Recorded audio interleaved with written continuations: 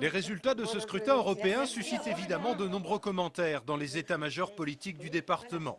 Chez les Verts, on accueille volontiers les journalistes pour évoquer les 15,94% obtenus en Maine-et-Loire par la liste conduite par Yannick Jadot.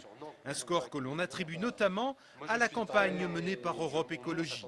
Nous avons fait une vraie campagne européenne sur laquelle on s'est appuyé sur les réseaux associatifs, sur les réseaux syndicaux. On a rencontré tous les agriculteurs, tous les pêcheurs, tous les artisans pour expliquer notre programme, pour faire une véritable pédagogie autour de notre programme Europe Écologie. Au Parti socialiste, l'ambiance n'était bien évidemment pas la même cet après-midi, avec un PS au-dessous des 15% en Maine-et-Loire.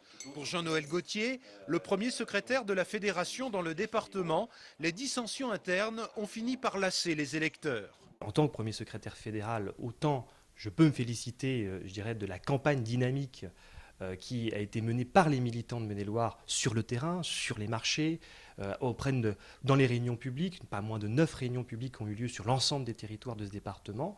Mais autant, en tant que premier secrétaire fédéral également, et siégeant au Conseil national du Parti socialiste, eh bien, je souhaite ardemment et fortement que nos responsables nationaux tirent les leçons de ce scrutin européen. Des leçons qu'il faudra aussi tirer au MoDem, qui affiche un net recul pour ce scrutin en Maine-et-Loire. Laurent Giraud, le président de la formation centriste, reconnaît que la campagne n'a pas été satisfaisante, mais pour lui, l'avenir politique de François Bayrou n'est pas compromis. À chaud, on va lui retomber dessus. On les connaît, hein, les discours, c'est les mêmes qu'au moment de la présidentielle. C'est peut-être même les mêmes qui, en 99, disaient que Sarkozy avec 12% aux européennes était fini ou que Jacques Chirac était terminé. Vous savez, on entend régulièrement ce genre de propos.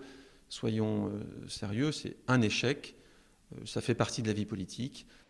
Tous ces résultats vont maintenant être examinés à la loupe par les états-majors locaux qui, même s'ils ne l'avouent pas encore, pensent déjà aux élections régionales de l'année prochaine.